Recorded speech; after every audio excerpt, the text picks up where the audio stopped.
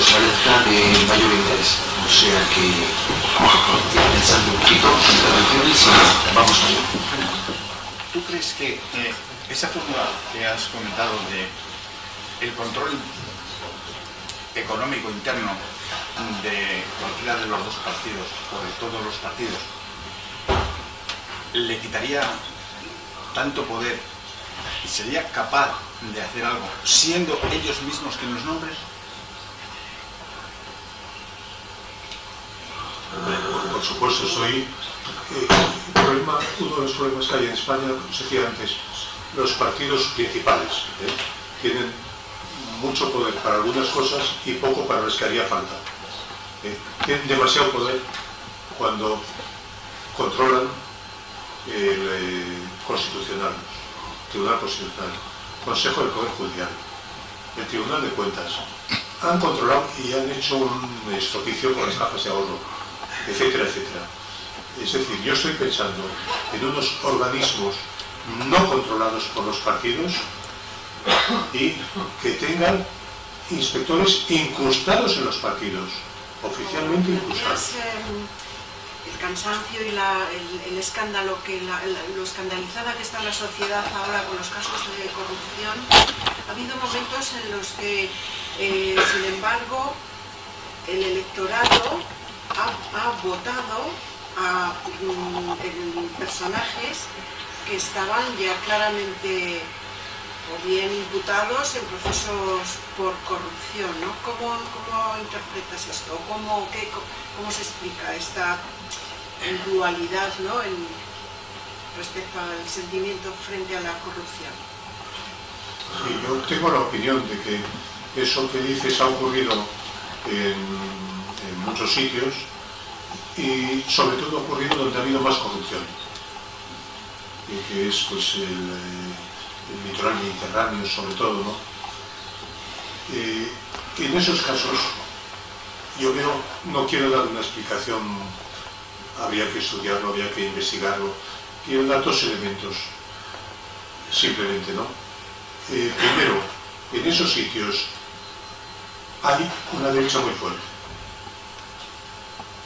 hay una derecha electoral muy fuerte, muy estable, aunque ya ves, por los sondeos que os he comentado, una parte de este electorado de derechas parece que está flaqueando.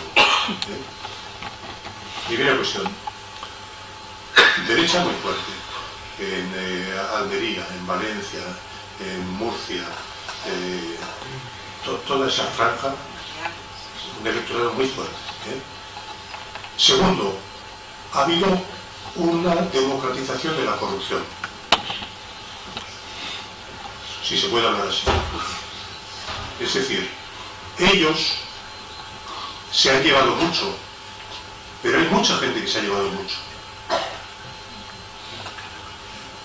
Es decir, cuando un ayuntamiento, os pongo un ejemplo, hay muchos de ese estilo, cuando un ayuntamiento con 5.000 habitantes tiene derecho por ley a aprobar un plan urbanístico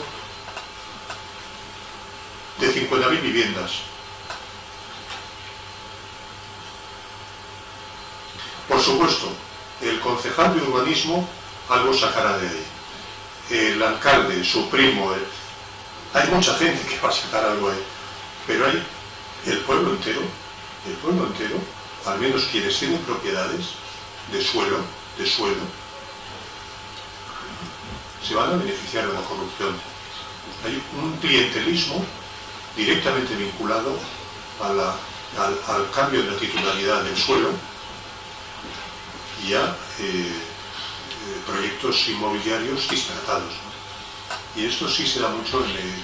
Una vez me contaban en Murcia que había fenómenos de este tipo, incluso 50 y 60 kilómetros hacia adentro. O sea, no solo en la línea del litoral, ¿no?, sino hacia el interior. Proyectos de este tipo, ¿no? Bueno, sabéis que hoy tenemos en España unos 200.000 ciudadanos británicos que tienen su residencia habitual en España, ¿no? Tenemos 180 y tantos mil italianos. Se ha convertido España, sobre todo el litoral mediterráneo, en lugar de residencia de jubilados de distintos países de Europa. Y está muy vinculado a todo esto que estamos hablando. Elementos de explicación que no son completos. Yo no soy un experto en esto.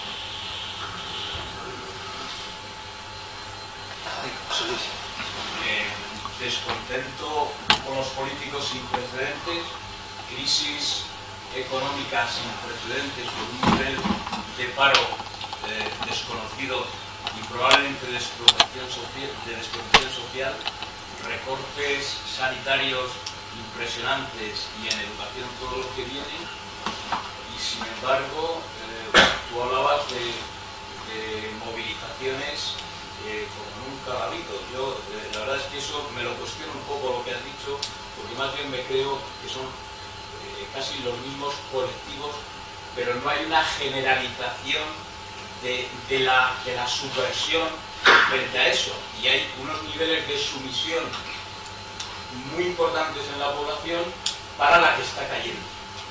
¿Por qué no se ve en una sociedad como esta un estallido social como se ha visto a lo mejor en otras épocas o como se ha visto? Sí, tienes razón, no. La movilización va por barrios y hay una desigualdad de movilización muy grande según las comunidades, cómo se ven afectadas unas y otras. Tienes razón, quizá he generalizado cuando en realidad habría que localizar más, pero la suma de... Es que tengo un amigo que es un experto en manifestaciones y hace números, el más experto que hay, el que más sabe de eso, ¿no?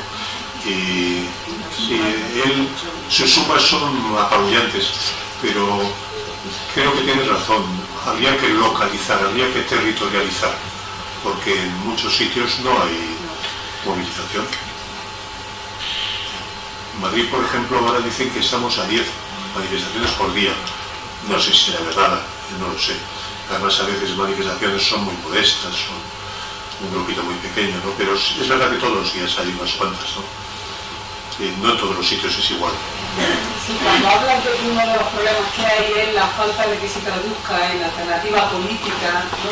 Lo que comentaba, quería preguntarte si podía hablar de la fortaleza y debilidades que tiene la sociedad española en este momento para poder lograr eso, ¿no? Y en ese sentido, también que nos comentara un poco el 15M, si crees que en ese sentido ha jugado un papel o no. Bueno, y una cosita, siempre en la prensa, no sé si es real, de que como he visto la movilización en España en cifras es elevada, si lo comparamos con el de población, pero el nivel de organización creo que es muy pequeño. Un país como España, que es muy joven en cuanto a un régimen democrático liberal, no ofrece unas garantías de nada. O sea, los partidos, incluso los viejos como el PSOE, son partidos nuevos. El PP tiene unas raíces en el franquismo, pero es un partido nuevo también. O sea, es todo demasiado nuevo, ¿no?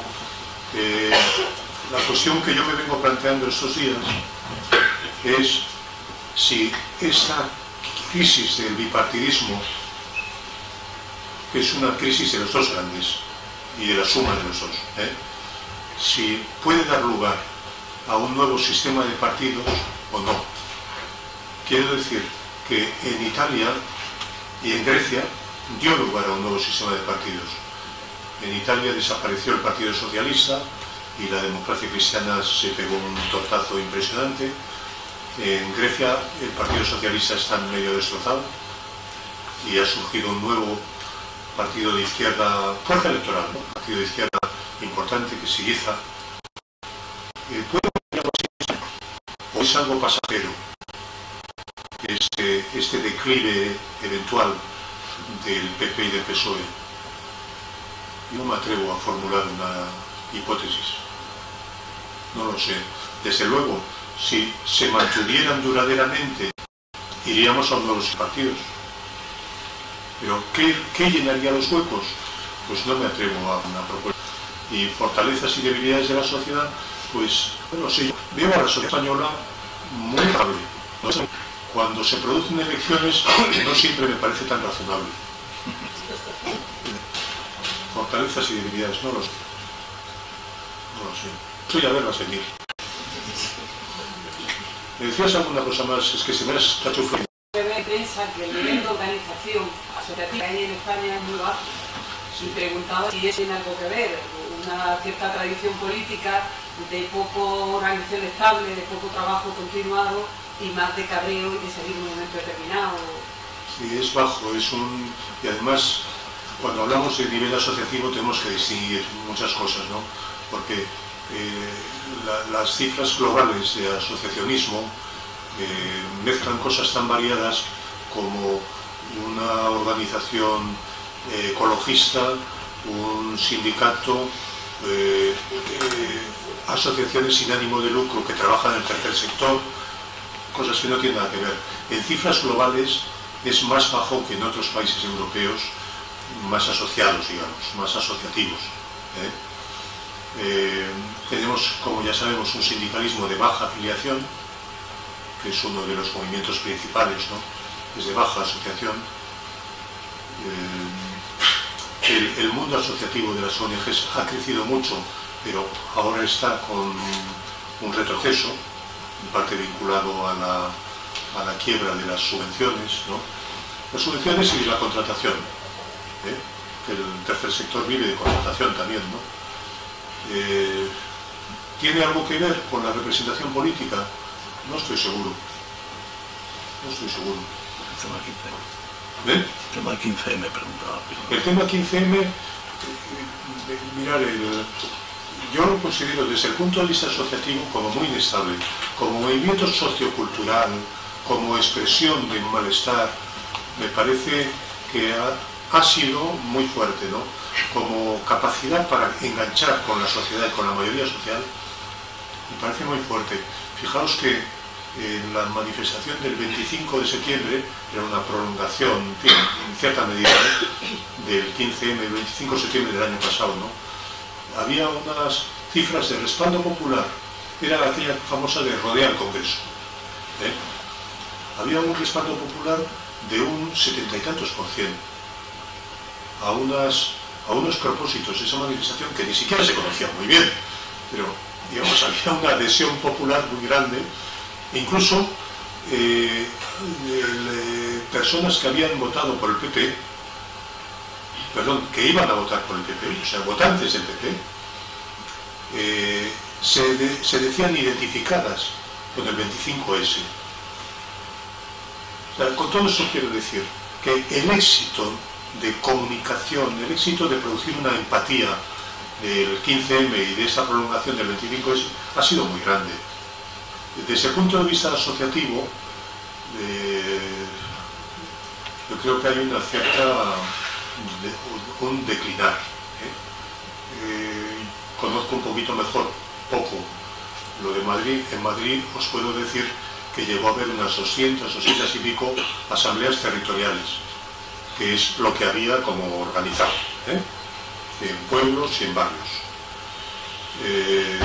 En la actualidad, en la revista oficiosa del 15M de Madrid, hay registradas 69 asambleas territoriales. Parece denotar un descenso de la gente organizada. Y luego, a su vez, también veo que hay una cierta sustitución del tipo de personal que está movilizado. Al comienzo era mucha gente nueva, relativamente joven, no siempre muy joven, gente nueva que no tenía una experiencia anterior, y posteriormente, a medida que ha ido adelgazando, ha ido cobrando más peso gente de un poco más de edad, o de bastante más edad a veces, con experiencia de actividad anterior en organizaciones diversas de izquierda. O sea que hay ciertos cambios también. Ahora, ¿puede venir del 15M una alternativa política? Yo lo dudo, en primer lugar, porque no se pondrían de acuerdo. No hay una voluntad común en ese aspecto. Estoy leyendo cosas diversas, preconizando eso. Yo no lo veo, francamente. No hay una unidad de criterios, el 15M está muy dividido y la perspectiva político-electoral es algo bastante arcaico. Quería comentarte, Eugenio, que tú has hablado de crisis económica, crisis del sistema territorial y del mundo político oficial. Se habla también de que podemos estar asistiendo a una crisis de valores, ¿no? Por lo que decía antes la compañera, es que en muchos territorios se sigue votando a la gente que manifiestamente se ha demostrado que es corrupta, por toda la gente que además deja de votar y deja la intención de voto como único mecanismo, y porque muchas veces eso, entre la propia población, pues somos como muy individualistas, ¿no? Y no miramos por el bien común como sociedad. ¿Tú crees que puede haber una crisis de valores porque seamos una democracia joven y todavía nos quede mucho por aprender en ese sentido, para saber lo que es la política, saber realmente lo que es la participación, saber realmente lo que es el bien común de una sociedad, y no yo quiero que me vaya bien en mi comunidad, en mi localidad, y a los demás que tengamos que avanzar en ese sentido también, y que esto nos pueda suponer un avance? Las crisis a veces son cambios. Y luego si hay estadísticas, o que dicen las estadísticas en relación a la juventud y todo esto que está pasando, ¿no? ¿Qué posicionamiento tenemos la gente joven en todas estas crisis que se están viviendo? Sí.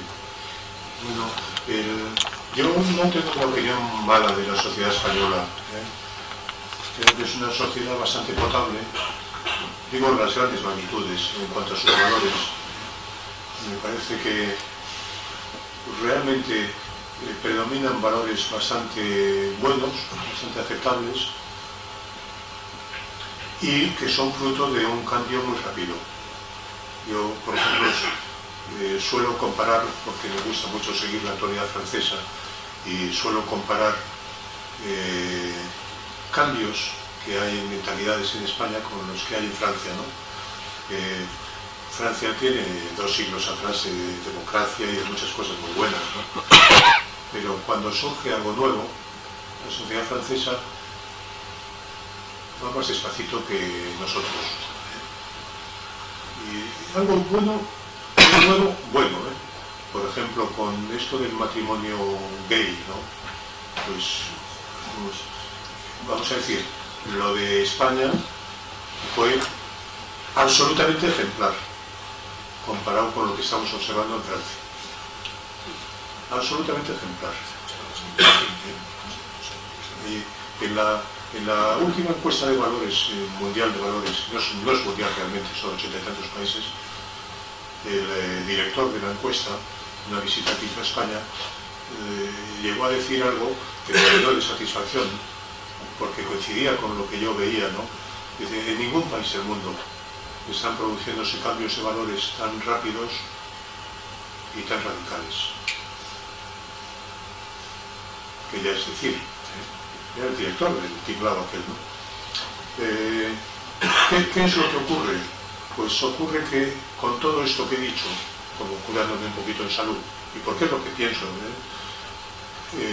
es verdad, la sociedad española tiene que hacer el aprendizaje de la democracia.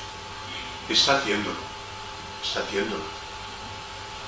Y todas esas experiencias de estos últimos años de exigencia a los partidos, de presión sobre los partidos, forma parte de ese aprendizaje.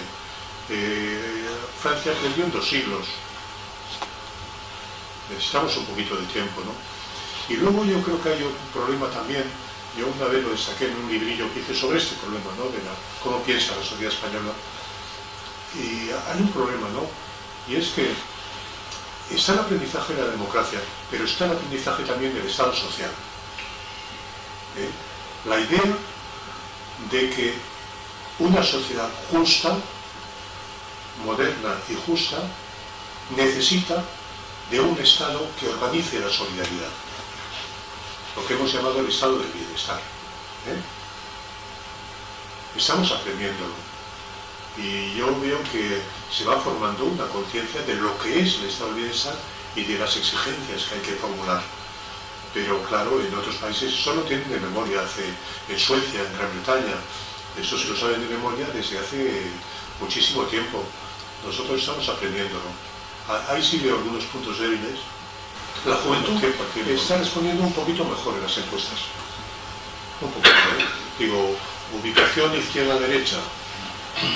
Está respondiendo un poquito mejor, ¿no? Respecto a la participación, la juventud está, quiero decir, hay trozos grandes en la juventud que está muy mosqueada. Está muy mosqueada la expectativa. No me extrañaría, ya veremos cuando llegue, ¿no?, pero que pueda crecer el abstencionismo juvenil en las siguientes.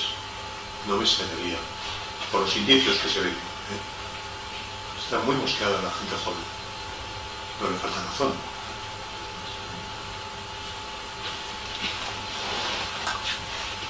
¿Cómo es posible o cómo encajamos que para que haya un cambio político-social tenga que haber un cambio de partido político, Partido Popular y Partido Socialista? ¿Cómo lo encajamos con que para que haya ese cambio tiene que haber un cambio de la ley electoral aprobada por ellos mismos? Y el hecho de que, digamos, la abstención no tenga en cuenta que si solamente vota una persona de toda España ya tengamos presidente del gobierno. Entonces, ¿cómo encajamos un poco todo eso? Viendo también, como por ejemplo, que Sálvame es el programa más visto de toda España. Un poco la paradoja esa de cómo la encajamos. Sí. No, lo de la ley electoral tiene esta razón, pero eso es aplicable a toda esa lista de medidas que yo he dicho que serían buenas para sanear el sistema político español, ¿no? Todas esas medidas, o bien impulsadas por una presión, por movilizaciones, por descontento, y también por resultados electorales, ¿eh? Es decir, si ellos ven que la gente deja de votarles o les vota menos, pues a lo mejor se lo van pensando, ¿no? El PSOE está planteando un montón de cosas, antes he dicho que muchas me parecían positivas y es así, que no se planteó cuando estaba en el gobierno.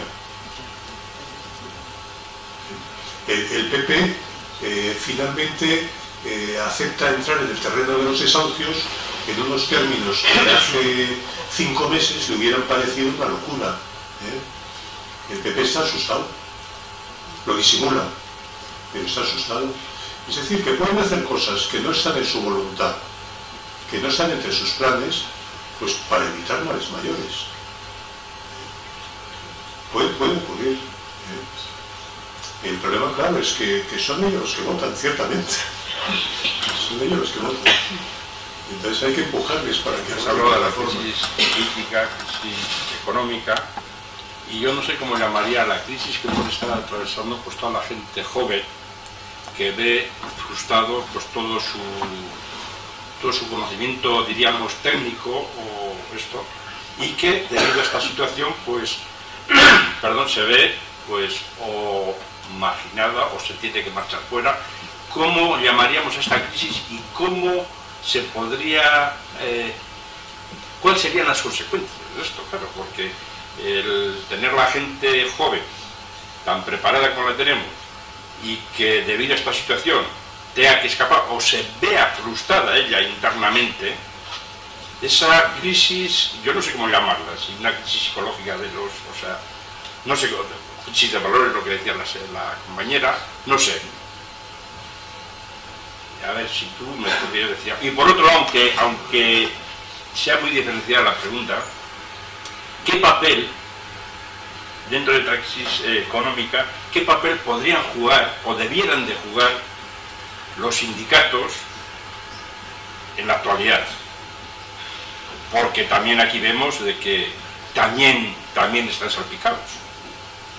Aunque hay que reconocer de que igual es el único punto de partida que podríamos tener, pero hoy, por ejemplo, escuchando a una chica, una ex trabajadora de la empresa de Arturo Fernández, pues bueno, es que daba vergüenza, o sea, era tremendo lo que decía allí, ¿no? De que, aun sabiendo a nivel sindical lo que estaba sucediendo, nadie se atrevía a decir nada. Entonces, por un lugar, ¿cómo ves el tema de los jóvenes ante esta situación de crisis? Y por otro lado, ¿qué papel debían de estar jugando los sindicatos ante la actual crisis económica? No soy capaz de responderte a la primera. A la segunda creo que tampoco mucho. Lo de los jóvenes es que, ¿sabes cuál es el problema? Que yo he estado siguiendo mucho la evolución de las mentalidades juveniles durante años. Los que yo he seguido más hasta hace unos años son los que ahora tienen ya 8, 40 años, o sea que ya propiamente, sin darnos cuenta, yo traté de seguir mucho la pista a lo que algunos llamábamos los jóvenes de los 90, o sea, los que tenían 20 años en el comienzo de los 90. Se han hecho mayores, casi sin darnos cuenta, ¿no? Y se han adaptado a la vida, a un régimen laboral que es nuevo, que hoy sí es nuevo, que desborda lo que hemos conocido generaciones anteriores. Realmente se han adaptado. Los que vienen detrás se van a acomodar a esta vida laboral tan irregular, tan frágil, tan variable. Se van a resignar a acumular títulos y saberes que finalmente tienen que vender en el extranjero o trabajando en otras cosas en España, ¿no? O con unos sueldos bajos. Yo no lo sé, no soy capaz de... Hay gente que está trabajando todo esto y creo que bien, pero yo ya te digo, lo tengo un poquito dejado. Y los sindicatos, yo es que pienso que los sindicatos son los representantes de una parte pequeña del mundo trabajador, ¿no? Pequeña, no tan pequeña, pero siguen siendo el movimiento social organizado más importante. Ahora, ¿hasta qué punto tienen fuerza, tienen poder para hacer algo más que lo que hacen, que es practicar una política muy defensiva para salvar un poco los muebles y que las cosas no empeoren demasiado? ¿Tienen fuerza para más? Yo tengo algunos amigos que son muy críticos con los sindicatos. Yo no estoy seguro de que tengan mucho más fuerza para hacer mucho más. Hablo de los sindicatos, de los grandes sindicatos, del UGT de hoy y de comisiones obreras de hoy. No hablo del de hace 8 años o 10, o cada cosa hay que verla, ¿no? En lo que es los de hoy. Pues yo no soy capaz de hacer una crítica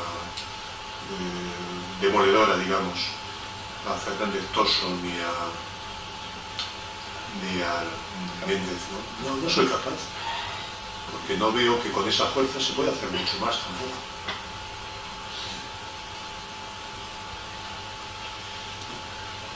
Siento no tener respuestas más claras. Sí, en todo caso, añadiendo un poquito a lo que preguntaba yo también. Hay un estudio que cada 10 años se hace de valores en la juventud, que se hace en Europa, en los que interviene un sociólogo vasco. María Ángel, ¿me recuerdas el nombre si tú te recuerdas? Javier, efectivamente, no recuerdo el nombre. Y en uno de los últimos informes que hicieron, en consonancia, por ejemplo, con lo que comentaba Eugenio del tema de los valores de la sociedad española, pues el índice de determinados valores en la juventud en España era muy interesante, muy interesante. Otra cosa está cómo puede afectar a la crisis económica ahora, lo que tú comentas, pero el ejemplo que antes yo comentaba del Prestige, por poner un caso, y que de una forma desinteresada miles de jóvenes sin tener nada que ver con la costa cantábrica montaron sus autobuses casi de una forma espontánea para ir a la costa gallega, de Cantabria, etcétera, pues fue una cosa muy llamativa. Y no es el único caso, ¿no? O sea, me refiero que de gente joven con unos valores de solidaridad, etcétera, interesante. Bien, ahora mismo no me gustaría decir, pero digo, en parte también por salir en defensa, porque en muchas ocasiones se habla de la generación del Nini de forma despectiva, y diciendo, los jóvenes de hoy en día no valen un pimiento en comparación de, ¿no? Evidentemente no ibas por ahí, pero es un poquito por salir, aunque las últimas encuestas. Uy, Marcos.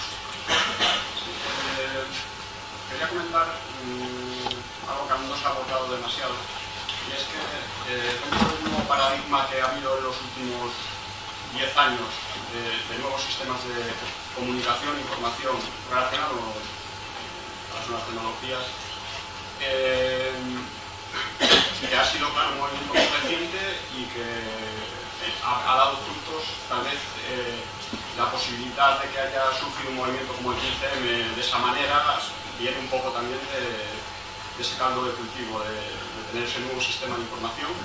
Sí, como estamos buscando un poco la salida a una nueva organización política, etcétera, ¿cómo lo ves un poco a corto plazo? Si puede dar resultados, qué resultados puede haber, si va a empujar al cambio de esa organización política que igual no podemos vislumbrar, ¿no? Sí, bueno, yo sí creo que ha sido determinante para el 15M en concreto la existencia de las redes sociales. Un de comunicación y de multiplicación de esfuerzos vinculado a la existencia de un espacio físico en cada ciudad y vinculado a un, digamos, a un mensaje que ganaba la simpatía de la gente, que coincidía con lo que la gente sentía o pensaba, ¿no? Sin esa red de comunicación no sé lo que hubiera ocurrido, pero digamos ha sido fundamental, lo que ha habido ha sido fundamental, pero todo ello junto. O sea, el medio para enviar el mensaje es importante, pero es importante que había un mensaje, es importante que había una juventud movilizada que se ganó a la población, que conquistó a la población. Y es importante que había una situación que justificaba la protesta. O sea, todo ello junto es fundamental, ¿no? Yo no estoy hablando de una nueva organización política, en lo que sí estoy pensando es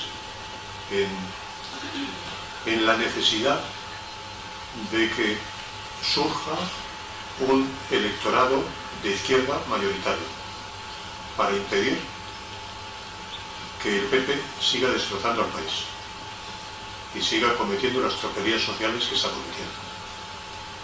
Que sea la alianza de 2, 3, 4 partidos, que sea 2 de los partidos que existen, que surja un partido nuevo de izquierda, no lo sé.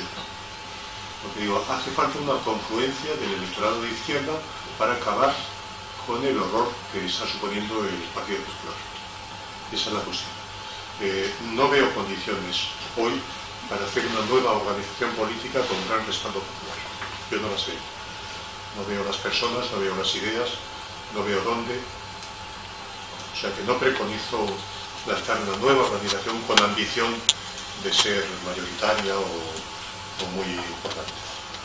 Eso no lo veo. No veo dónde. Luis, sí, bueno, entonces, un poco siguiendo este hilo, digamos que tú no ves grandes cambios basados un poco pues, en todo lo que está sucediendo, sino un poco en la línea de lo que ya existe. Me refiero a partidos políticos, a la organización social tal cual está concebida, de las instituciones tal cual están concebidas. Me refiero, si no se vislumbra algún cambio más de toda la gente que no estamos o que no entendemos cómo está funcionando esto y que aspiramos a que haya un cambio más en profundidad, sino que no sea desde los viejos partidos, desde lo que ya existe, sino desde algo nuevo que pueda dar lugar al nacimiento de algo nuevo, distinto a lo que ya concebimos, de lo que ya conocemos, ¿no? Yo parto de la idea de que en una sociedad como la nuestra, la expresión política de la sociedad es algo que tiene que ver con los partidos y con los votos. Electorado, partidos, acción política institucional. Y debajo está debajo o al lado o empujando está la sociedad, están los movimientos sociales. Pero yo no veo una nueva forma que supere este complejo de partidos, electorados, acción institucional. No veo una nueva forma. Y lo que he podido leer o escuchar me parece muy poco satisfactorio. Por ejemplo, cuando se quiere sustituir al Parlamento por las asambleas populares. Parece un disparate. Una cosa informal, dispersa, sin unos cuerpos técnicos, sin unos recursos. Eso son fantasías, mi opinión. Pues el problema es cambiar la realidad de los partidos. Y si los partidos que hay no quieren cambiar, pues a lo mejor la sociedad les empuja o a cambiar o promueve otros partidos, que es lo que ha ocurrido en otros países. Partidos que resultaron... La democracia cristiana italiana fracasó, se hundió, la sociedad dio la espalda. ¿Qué es lo que ha ocurrido? Que el hueco de la democracia cristiana lo ocupó Berlusconi y la Liga Norte, en el norte de Italia. No fue un gran negocio, fue un desastre, pero es así como funciona la cosa.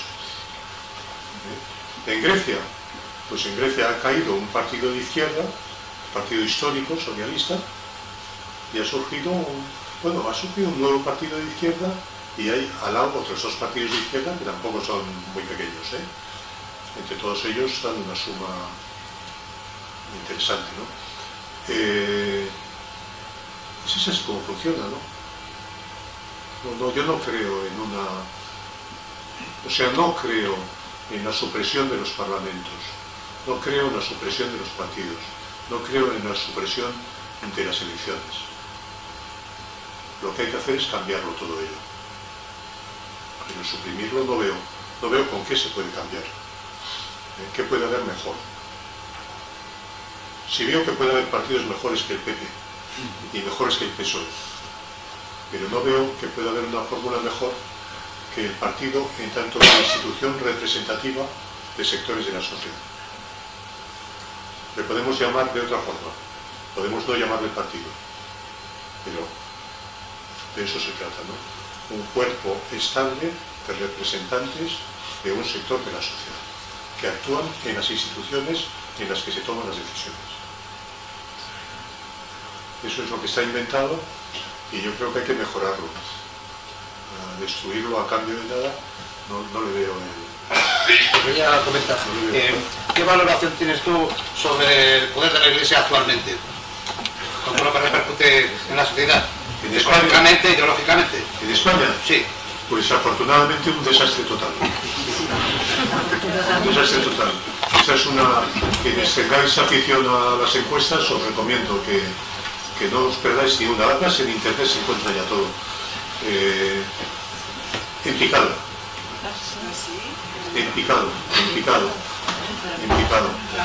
Y cuanto más exhiben su fuerza, más en picado. No podemos dejarnos engañar por el hecho de que en las encuestas un 76% creo que es en España se declaran católicos. Bien, se declaran católicos. A mí nunca me lo han preguntado, pero pues bien, hay un 70 y tantos que por lo que sea se declaran católicos. No acabo de entenderlo muy bien, pero aceptémoslo. La asistencia a misa, en picado. Las vocaciones, en picado. Están todos los seminarios de capa caída, la mayor parte cerrados ya. Me refiero a la unión que existe entre el poder político y la Iglesia. Ah, bueno, pero ese es otro problema. Este me refiero que cómo se ve actualmente. Claro, pero ese es otro problema. Ese es el problema. Mira, para mí, el poder político, sea cual fuere, sea de derecha o sea de izquierda, tiene dos grandes opciones. Estoy simplificando un poco porque seguramente tiene 3 o 4 o 5, ¿no? Pero hay dos grandes opciones. Una es apretarle bien a la Iglesia y quitarle lo que tiene. Y luego hay la otra opción, que es, si me lo permitís, hacer reputaditas, pero discretas. Esto segundo es lo que hizo el PSOE.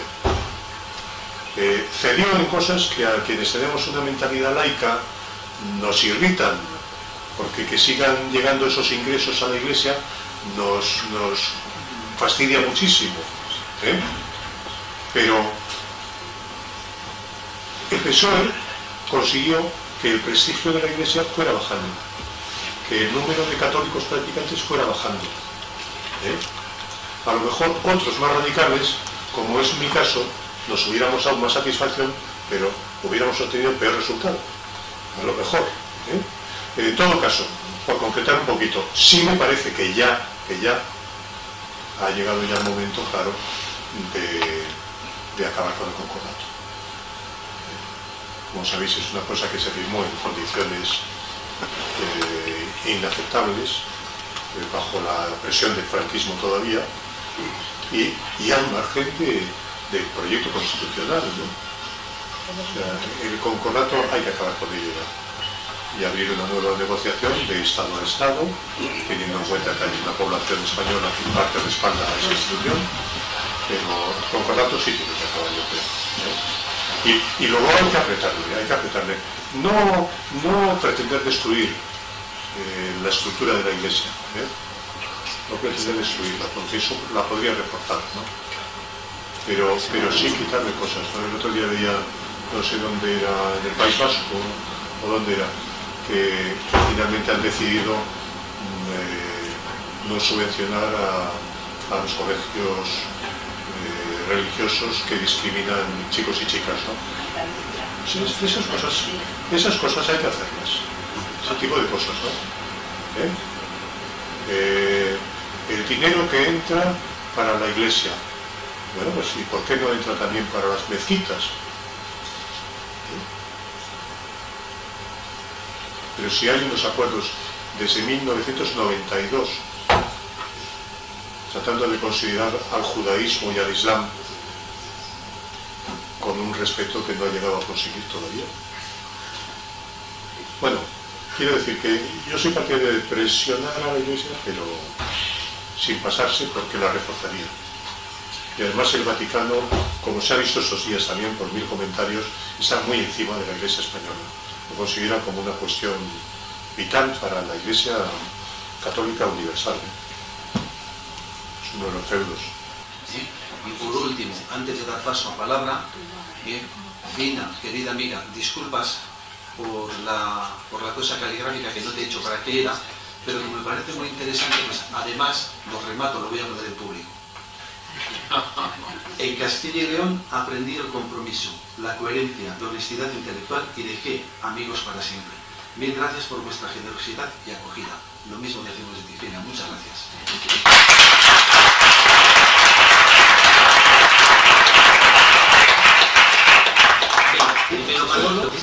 Bueno, nada, era simplemente decir que es muy importante que desde la sala también se agradezca el trabajo de esos 40 años, de los cuales muchos hemos intentado aprender algo, algunas pequeñas cosas, y que os deseo casi otros 40 años de que sigáis trabajando en las circunstancias, porque queda mucho por hacer, ¿no?